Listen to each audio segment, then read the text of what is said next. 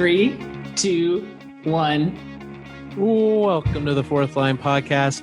This is October the 5th, 2020. With you today is myself, Carl, and Stevie Nick. I think I did the counting down wrong again. You know what, Nick? I would have felt thrown off. You were thrown off even just because I threw it to you to throw it back to me. I keep forgetting I have to start the show now. Like, what is this responsibility? But at least at least I am there to throw it to you so that you can then just count me in. We make a good team, Carl. We do. You also might have noticed I also struggled opening this show, Nick. It's a little different for you. Changes here at the old Fourth Line. I'm not sure how many times. I mean, this is first try for everyone involved. Some big changes. We are now part of Full Press Coverage and Full Press Radio. Very excited to be joining them, the great team over there. Lots happening over at Full Press, and we're very excited for our new home. Agreed. It's a great site. They cover hockey, which is good for us because so do we.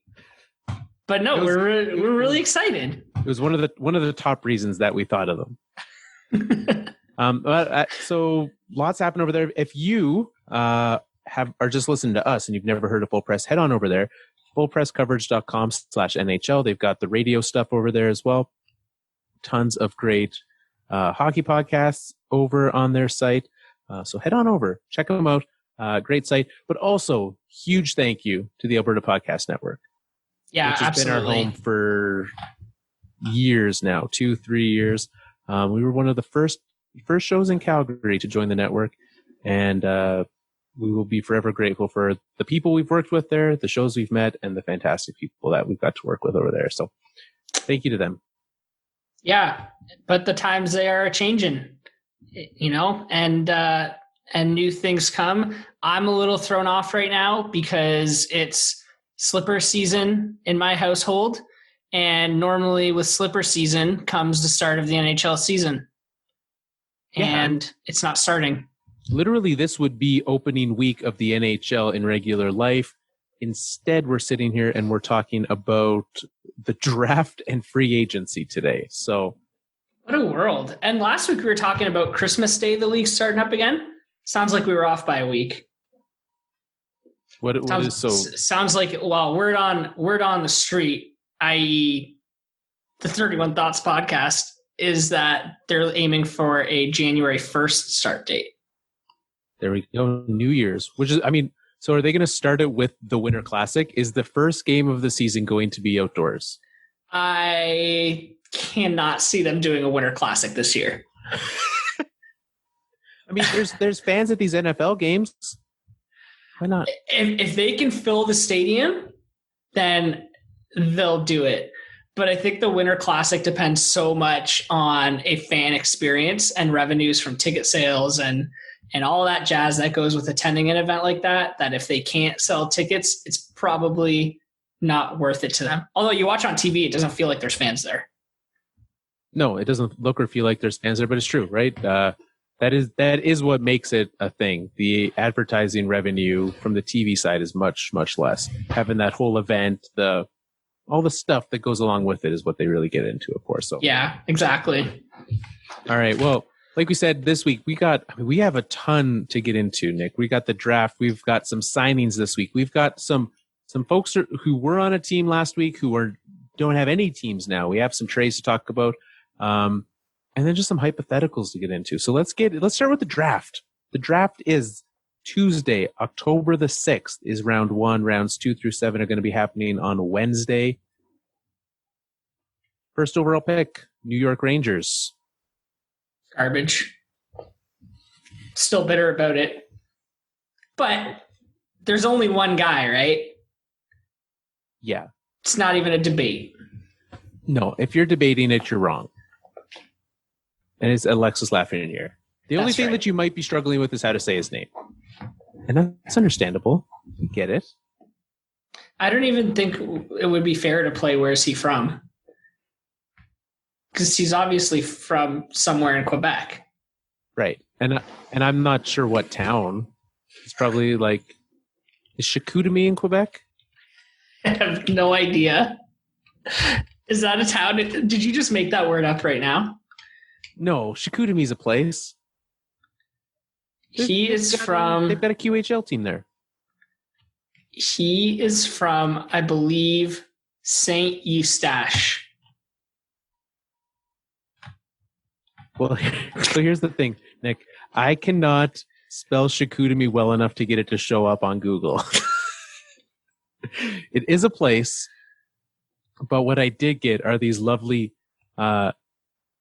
Chiquiti mini, some purses. I got purses showing up on my Google search, so it's not what I'm looking for. Well, unless we need a new lineup of merch, then we can do some Chiquimis, and we can do some slippers. Chiquito mini purses. So but like miniature merch, because they're about like an inch tall. That's it? Oh yeah. I don't even know what we'd do with that. It could fit a very tiny version of our. Well, he's not from there. Look at how we're getting off track already. What were we talking about? Alexis Lafreniere, who dominated at the World Juniors last year. Yes, Alexis Lafreniere. He's our first overall pick that's coming. New York Rangers are going to be getting him. What? So on the scale of like generational talent, because I mean we've seen Connor McDavid come out recently. I would say that's like our top tier talent. Where would you slot him in with like the rest of like Jack Eichel and Austin Matthews and kind of that tiers? Where is he? I think I don't think he's quite as high as Connor McDavid. I would put him in that next tier under with the Matthews Eichel group. Still a great player. Still someone that the Rangers are going to be happy with. Yeah. And look, we get into it every year where like you have to top the last year. So we talk about generational talent all the time, but not every draft is going to have a Connor McDavid, and that's okay. That doesn't lessen the player that Alexis Lafreniere is. He's going to be a top player in the league, and the Rangers are going to be very lucky to have him. Yes.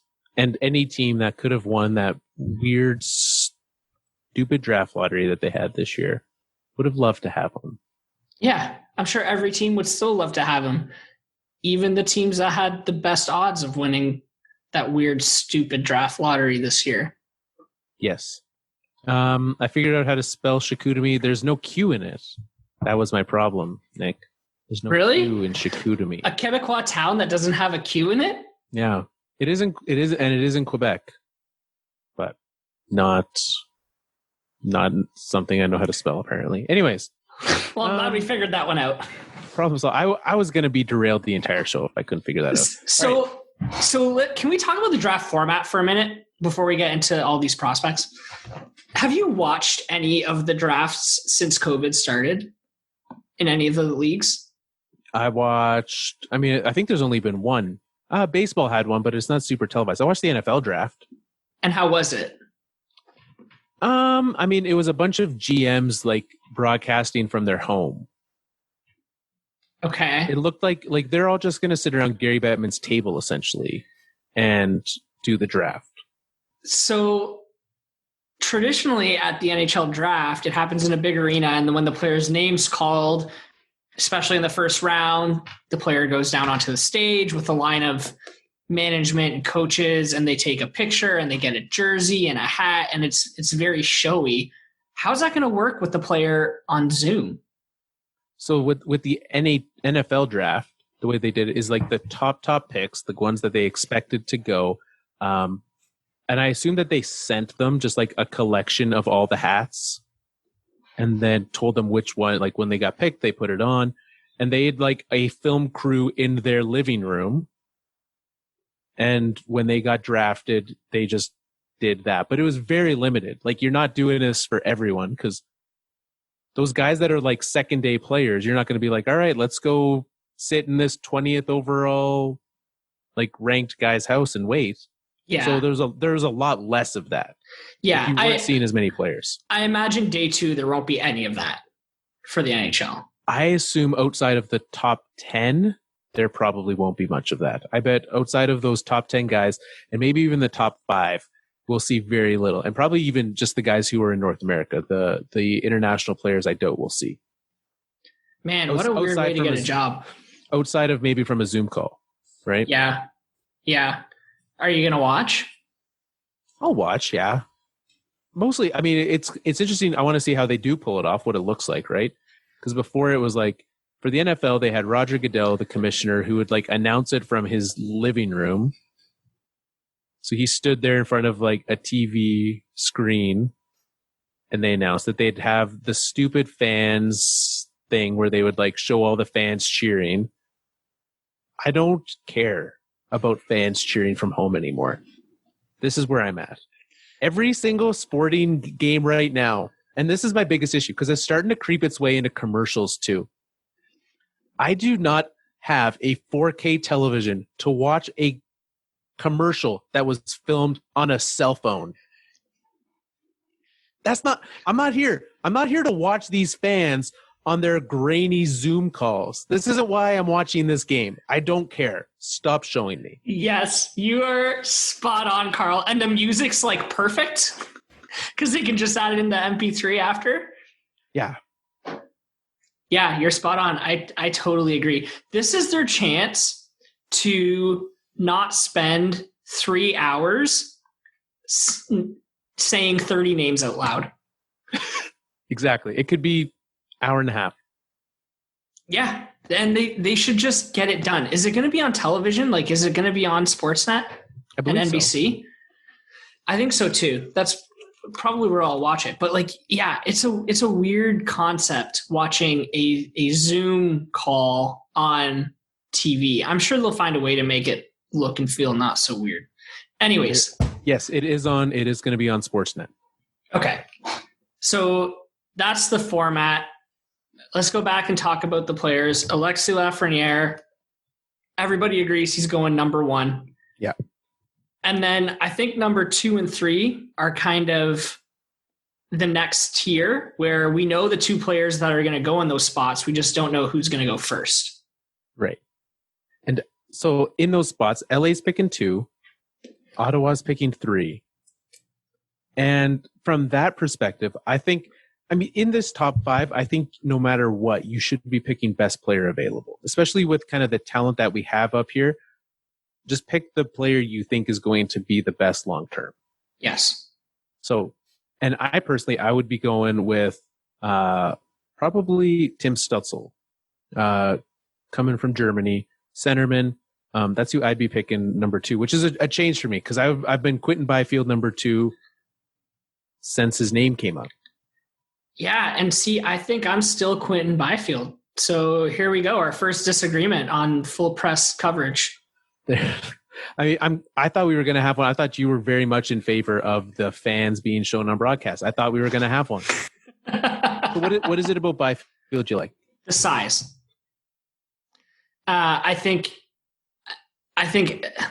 a big, strong centerman like that would do much better in the West. So, and I think the LA Kings could use a player like that.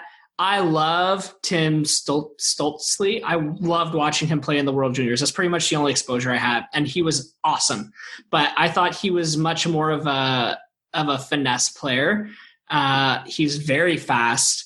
I just think Quinton Byfield will excel a lot more than Stutzle in that Western Conference. Is that how you say it? Stutzle? Stutzle? Let's go with it. Okay. So yeah, I do. Right, 5 inches difference between Byfield and Tim. We'll go with Tim.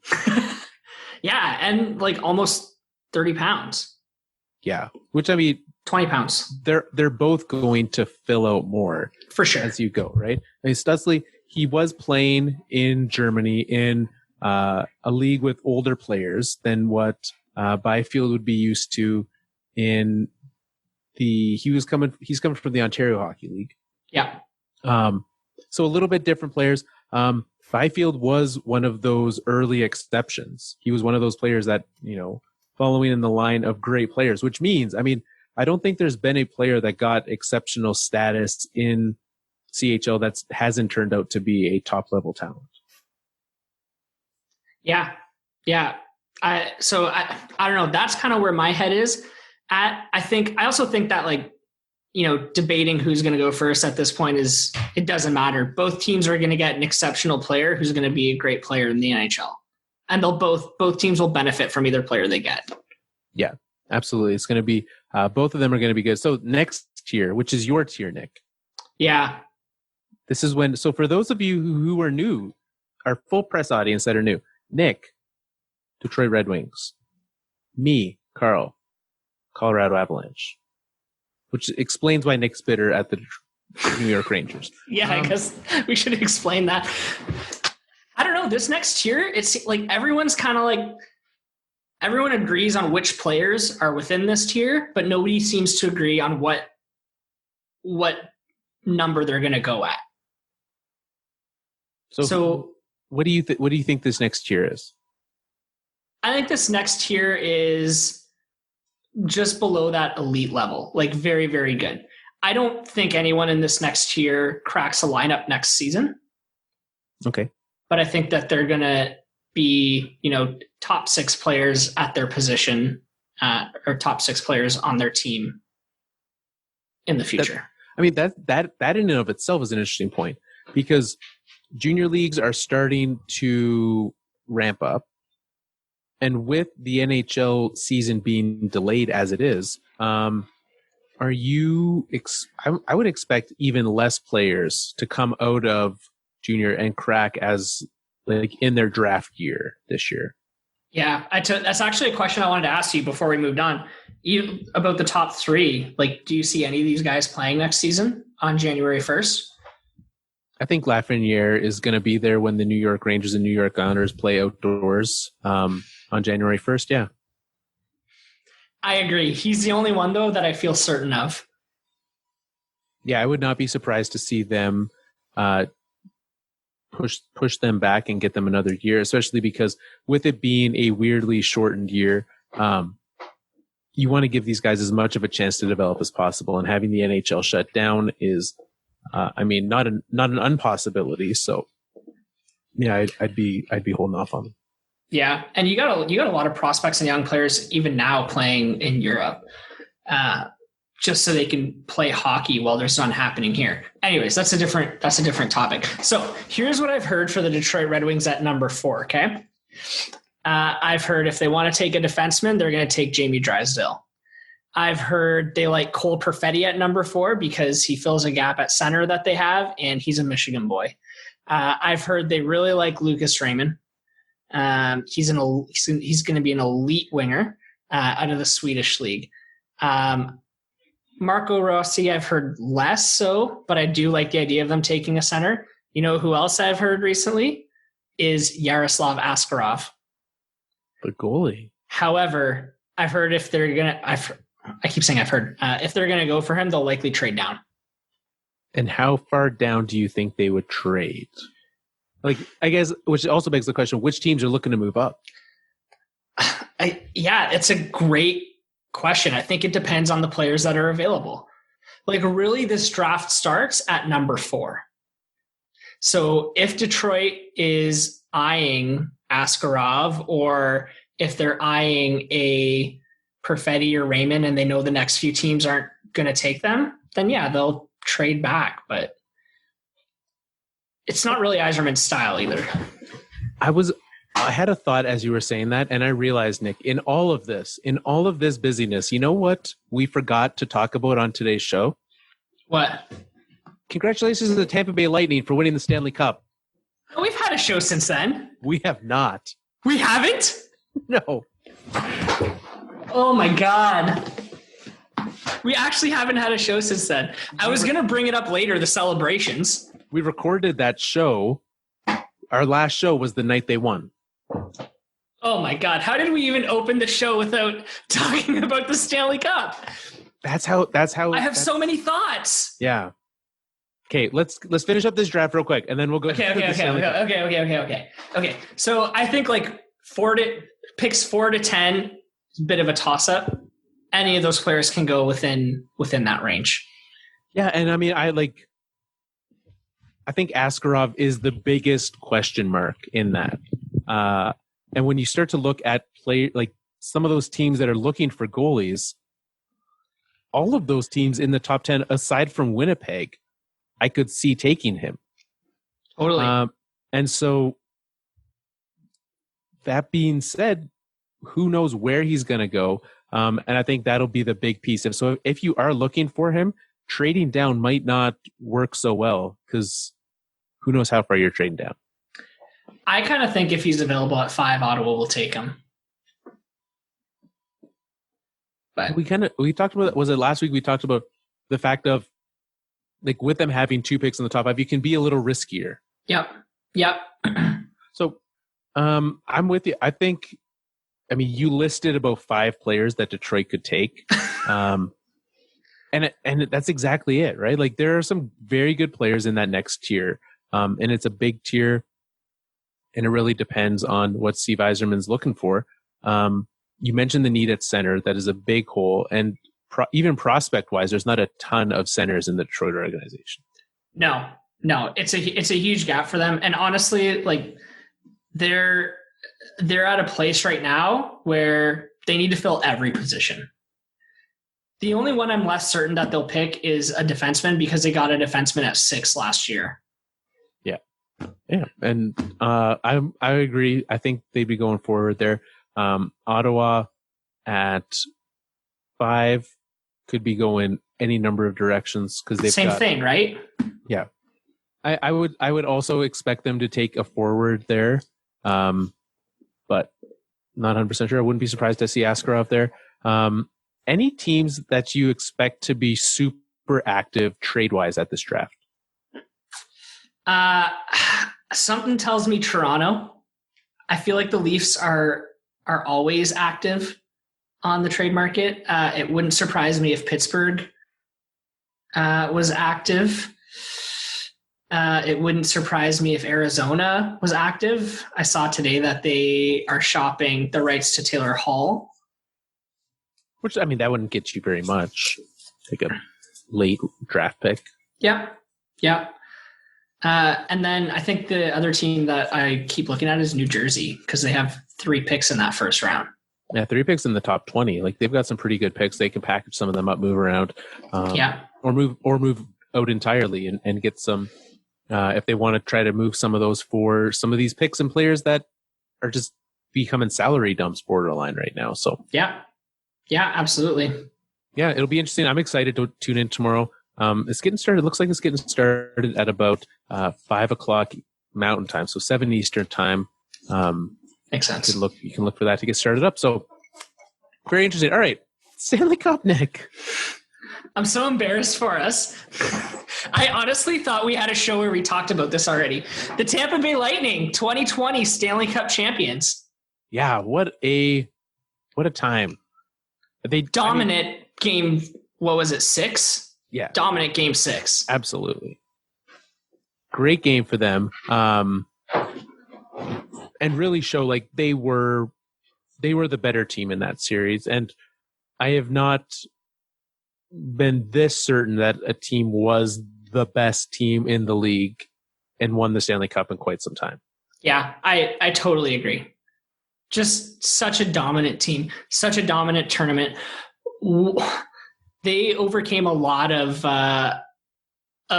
overtime challenges. They overcame a lot of tough teams that really gave it to them, I think, throughout. But here's a question that I have for you, because I've seen this talked about all week. Is this the toughest Stanley Cup to win ever? No. I mean, I can sit here and say no. I was not the one in there playing those games and having to understand what it was like. But from the path that they took, they got especially for Tampa, they got multiple months off, played 3 games to seed.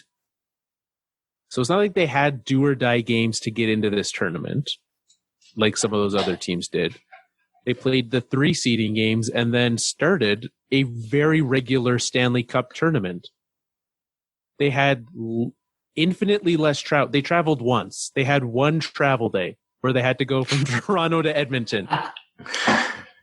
Sure, there was some games where they had to play back-to-backs, but you're not traveling. You're literally like, you go up to your hotel and you stay there. So from that side, like that sort of physical demand was removed. Mentally, I think it could have been tough. Not could have, was tough. Absolutely. It was a different Stanley Cup, but I don't think, I mean, sports people love hyperbole, but I don't think it was the hardest ever. So I know, and we're sports people, so we love hyperbole. So let me ask you this then. Was it the hardest Stanley Cup to lose ever?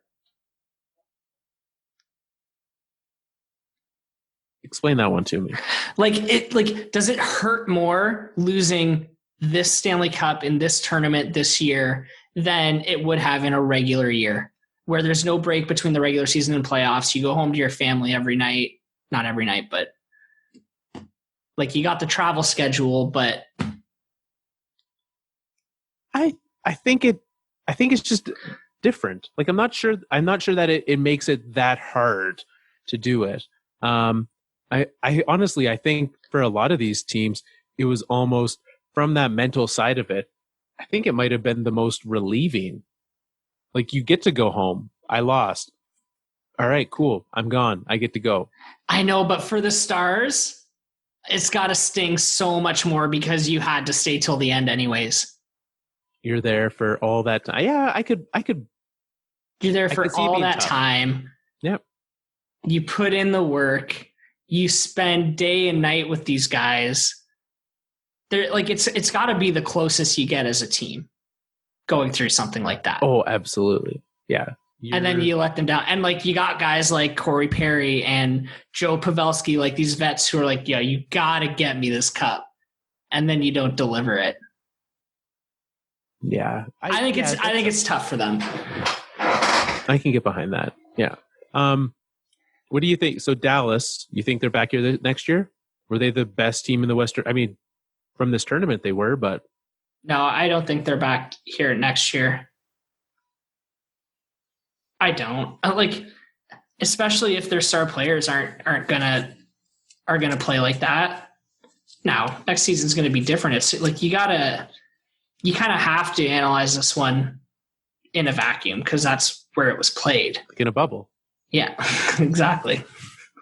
Yeah, I'm sure these guys are so happy to not have to use the word bubble every day anymore. It's true. Probably get PTSD blowing bubbles for their kids at home. It's true. Yeah. I don't want to burst their bubble, but it's going to happen again later. The celebration, like you mentioned.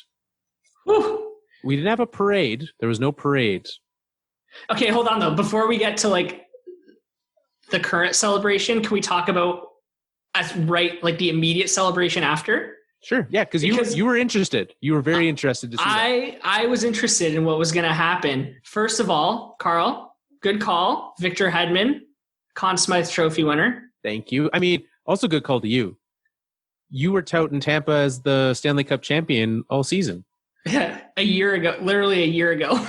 1 year ago, you sat here and said, and you had to wait a whole year to find out you were right. Yeah. It's okay. I'll survive. He was the best player in the tournament, though. Yeah. At least he's the best player for the Tampa Bay Lightning. And then Steven Stamkos comes out and the trophy is presented to him and him alone from Gary Bettman. Yeah. And then the team took the picture with the Stanley Cup, just still sitting on the platform. Yeah, that was a weird one. There's a few things. First of all, Gary, shame on you for not letting them play booze through the speakers. Okay? That is a tradition. I was promised that they were doing that. I was told that was going to happen. He probably didn't want to make a farce out of it or something dumb, but it's not about that. It's about upholding a hockey tradition. So anyway, shame on you, Gary, for that.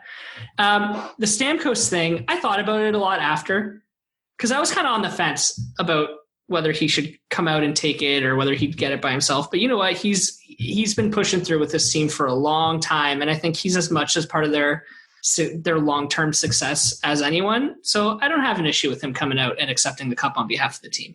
No, I'm fine with it. I mean, he scored a goal. He did. He played for 2 minutes and he scored a goal. That's efficiency. That is efficiency. Hell How many minutes of Stanley Cup playoff hockey do you think you would need to play to score a goal? I don't think I could ever score a goal, no matter how many minutes. I think if I was put on about maybe 45 minutes of a 5-on-3, I might be able to pull it off eventually. Just put me in the 5th overtime period. Like, no, you're going to put me in front of the net, and I'm going to take that shot off the shin, and it's going to count. Just tell your defenseman, like, aim for me. Yeah. Look, they're like, yep, just leave your stick there. I'm like, yep, got it. They're not aiming for the stick. No. So then they take the cup home. Yes. This is where it gets a little dicey. Yeah. Right? Like, these guys are, first of all, there was a comment made into a microphone in front of a crowd of people from Alex Killorn saying thank you to the governor for opening up the bars in time for their return, implying there was going to be a lot of partying happening in bars by them. Then there were videos surfacing of them feeding drinks to fans from the Stanley Cup. There were large crowds outside of the arena and at rallies. And, you know, we don't live in normal times. We live in COVID times where social distancing should be a priority, which it doesn't seem to be for them right now. There are people that I am very close with that I would not share a drink with right now, let alone a stranger from a cup that dozens of other people have touched that day. Even a stranger, like, even as a fan, like, thanks, but no thanks. Yeah. I mean, a cool experience, sure. But yeah, definitely an interesting celebration. I know that they've gotten some of the higher ups at the NHL have kind of asked them, hey, don't. And maybe not asked, just told them, hey, don't. Right? Well, it became very public very fast. Yeah, I mean, it was impossible to hide because they did it in front of all the cameras. So yeah, exactly. But I mean, for them to have that, it is, again, it's a weird thing to have to try to celebrate winning a Stanley Cup when you're so used to it being this thing, right? You're used to having all these celebrations, and to go and do it, that's not an excuse for misbehavior. But I understand why it happened. Yeah, I think I do too. And I also understand that it's a bit of a different world down there in Florida than it is where we are right now too. But I don't know. I just watch that stuff and I cringe. I can't help but cringe. It was not something that I enjoy. Like, normally I'd be like, oh, that looks like fun. I was just like, I watched it. I'm glad I'm not at that party right now. So, an interesting thing. All right, Nick, let's get to the rest of the news of the week. There's a lot of it. A lot of it. We're gonna try to rapid fire. Before the show started, and we forgot to put Tampa on the rundown. We said we've got to be quick with everything, so let's do it quickly. Let's start with the signings. The big signing of the week, Robin Lehner, a 5-year, $5 million per year contract to stay with the Vegas Golden Knights. Worth it. Next. So worth it. And I'm so happy for him that he finally got a team that would like give him some term on a contract. Which is what he's been playing for, right? Like, he bet on himself last year that he could play himself into a contract like this, and he did. Yeah, absolutely. Good on him. Very happy with that. What do you think that means for Marc-Andre Fleury? Well, I was just going to ask you that, Carl. You beat me to it. I feel like I've been doing a lot of talking here. Well, okay. I'll share my thoughts and you tell me if I'm right or wrong. I would not be surprised to see him somehow on the move. Draft is obviously a big time for trades. But with the cap difficulties and how many goalies are on the market in free agency, I'm not sure there's a long list of buyers for Marc-Andre Fleury. So if I see him moved, I would say it's probably for not very much, or even some salary retained on that. And just put the entire list of every team that needs a goalie as a possible spot for him.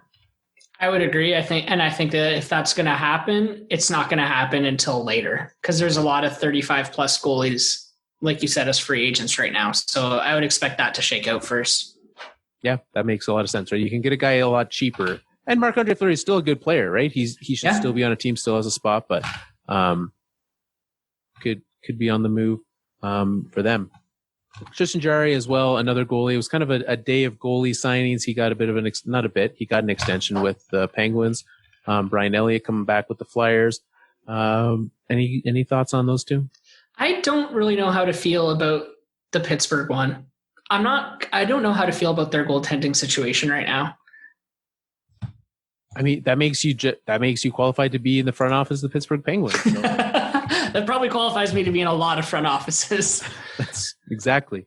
I'm with you on that. So I don't know. I assume they're going to try and move Matt Murray because he's going to be looking for a bigger contract. As an RFA, he's eligible for arbitration. Who knows where that nets out, right? Yeah. You got to think that that's a spot where I kind of in a worser way. Like I'm not. That was not the way to say that. I kind of liken it in a similar way to Peter Mrazek when he was with the Wings, like where he just kind of like leaves unceremoniously and ends up at another team and just finds a home and tries to keep putting it together on, and then ends up with kind of doing that in Carolina. Yeah. Yeah, it very well could be. The Penguins have obviously made their choice when it comes to who they want their goaltender to be. Yeah, Jarry got 3 years, 3.5 per to stay in Pittsburgh. So yeah, leaves Murray in a tough spot. We'll see where that one shakes out. Yeah, especially as Pittsburgh stands right now, only $4 million, just under $5 million in cap space. So not a lot of room there. No. Let's stick with goaltenders. Henrik Lundqvist, former New York Ranger. Weird one, eh? That's going to be one where whenever you see a picture of him in his new uniform, everyone's going to cringe and be like, oh, this is too weird for me. I can't take it. Remember that half a season Henrik Lundqvist played with the Washington Capitals? No. Because it's about to happen. That's one of the teams rumored to be interested in him. He doesn't seem to be heading back to Sweden. It looks like he's going to be staying in the NHL. He's been getting interest. He says he can still play. And I believe him. I think he can still play. I don't think he can play a full starter's load, though. Find somewhere where you can split the load, play enough games to keep your body warm and not get stale. But he's going to want to go to a contender that he feels can win the Stanley Cup. Can you describe to me a stale body? One that's like cold and tight, and it takes you a while to get going. You get up, your back's sore. You just described me. Well, Carl, I don't know what to tell you. You have a stale body. Apparently, I'm stale. Just found out. Should probably go Google some remedies for that. Yeah, see what comes up. Yeah. Other ones, Jack Johnson bought it by the Pittsburgh Penguins. One that I don't understand why they signed him in the first place. I do understand why they got rid of him. I was surprised by this move. I thought they were just going to own it. Is kind of what I expected. And that's all they've been saying for the last year, 2 years. They're like, nope, we like him. He's a good locker room guy. He's a strong defensive player. We like him. Yeah. And yet, here we go. Jack Johnson still had 3 more years left on his contract at 3.25, almost like he shouldn't have been signed to that deal in the first place. Yeah, and that's what literally everybody but the Pittsburgh Penguins have been saying this whole time. Like when they signed the contract, now, in the future. But hey, good on Jack Johnson for getting his. Yeah, I agree. I wonder how much they tried to trade him. And how much, what kind of a draft pick that they offered up to have someone take him? Yeah, how high are they willing to go? It's got to be, I don't think that much. I mean, they obviously were willing to get rid of him. That was one with the Lundqvist one. I'm like, he's older and obviously he has those trade rights. Is them just you couldn't find someone who just wants him and you retain half the salary? Because you essentially did anyways. I think it was more of a courtesy to him. They're like, we're going to set you free so you can go to whatever team you want at whatever contract you think you can get. That's fair. And I guess it's a matter of freedom. And I think half of his deal is probably a little higher than the other ones. All right. Now we got some trades, Nick. We got 2 trades happen. Let's start with the more minor one. Olli Maatta heading off to the LA Kings, which led to some people to say, Olli Maatta's on the Blackhawks? That was me. I'm some people. No, it is. I made that a very general statement because you were not the only one who realized that Olli Maatta, who was someone when he in his younger days was someone I very much wanted to make his way to Denver. Now he's kind of just is. He kind of fizzled out, eh? Yeah. After those cup wins. Here's my favorite memory of Olli Maatta. This is the last thing I remember hearing about him, to be honest with you. It was after they won the Stanley Cup in the summertime, and someone from a different condo building, I guess, took a picture of him on his balcony, just like passed out in plain daylight with the Stanley Cup beside him. And he's just out cold. Just passed out, celebrated too hard. I think that's the last time I heard of him. You know what? That might have been the last time most of us heard of him. This might be fake Olli Maatta who's been playing the last while. We should probably check. Some say he's still on that balcony, sleeping away his hangover. Very well could be. And the other one, which is, it's weird that they had to make this 2 different trades. But there is. Ryan Donato went from the San Jose Sharks to the Minnesota Wild. Sorry, the other way around. Ryan Donato went from the Wild to the Sharks in exchange for a 3rd-round pick. And then like 2 hours later, they were like, oh, we're not done yet. The Minnesota Wild also sent Devan Dubnyk and a 7th-rounder to San Jose and got back a 5th.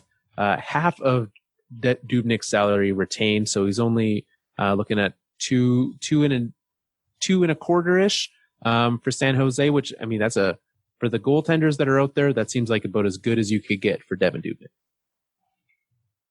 Yeah, I mean, I don't know. I couldn't tell if people were being serious or not about this Dubnyk trade and whether they thought it was good or not. Like, I think it's good for San Jose. It's a good deal to bring him in. I mean, you essentially got him for free. Right? You did not have to give anything up. If he were to be on the free agent market, he would go for more than $2.25 million. And yeah, he did not have a great year last year. Jones did not have a great year last year. He did not. They need something, right? So I think I like this pickup for San Jose. This was definitely a position they had to address, like 100%. And I don't know, maybe they feel that bringing in some competition for the net will get Martin Jones going because they're on the hook for a lot more with him. But they also don't have, and this is why this is the move that I think they could pull off, because they don't have that much flexibility with the rest of their team to like spend a lot of money on these guys, right? You can bring in Devan Dubnyk. It's 1 year. If it doesn't work, then you address it more moving forward. This is not a long-term solution for them. They found what they think could work for this year. But they still have Bob Bugner as coach. So, I mean, Devan Dubnyk is not the thing that's going to hold this team back. Okay, tell us how you really feel. Anyways, it gives them a chance to stay competitive now, which they desperately need with the way their salary cap is structured. Yes, this is a team that needs to win now, and I think we'll see what else they can do. I don't think they're done. No, I can't imagine they're done either. And that brings us to the end of the week. That's it, Nick. That was the week. It's a big one. Oh, no, we missed the Jason Spezza signing. Sorry. Are we talking about reporting on league minimum signings? I get that you live in Toronto, but Jason Spezza signing is not news. Dude, he's going to be on the front page of the Toronto Star tomorrow. Yeah. Uh-huh. Classic Toronto. It's so good. Hey, let's hand out some high sticking. Yeah, let's do it. That's the thing. If you're new to the show, we play a game when there's games on, which, I mean, we've now got a few months without games. So we play this game called High Sticking. We hand out points. There's lots of different ways that it happens. But right now we're going to hand out some points. Our winner for this time, Brody Cottenham. What are the writers for the website? He won longtime player.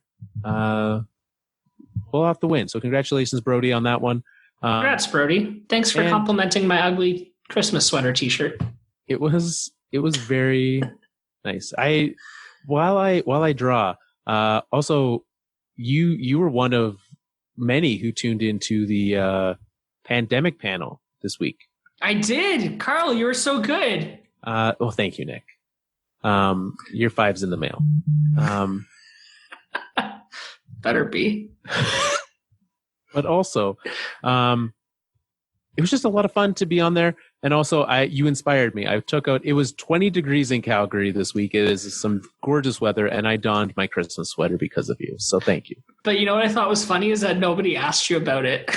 They're just like the elephant in the room of, why is Paul wearing a Christmas sweater? He's like, yeah, I guess this is the most normal thing in the world. Welcome to It's 2020. Where a guy can wear in 20-degree weather, wear a Christmas sweater in October, no one questions it. Not in the slightest. It was a great panel. It was very interesting, and I thought you spoke very well. Well, thank you. I do have experience. This is our 298th episode, Nick. Whoo! Getting close. It's coming up.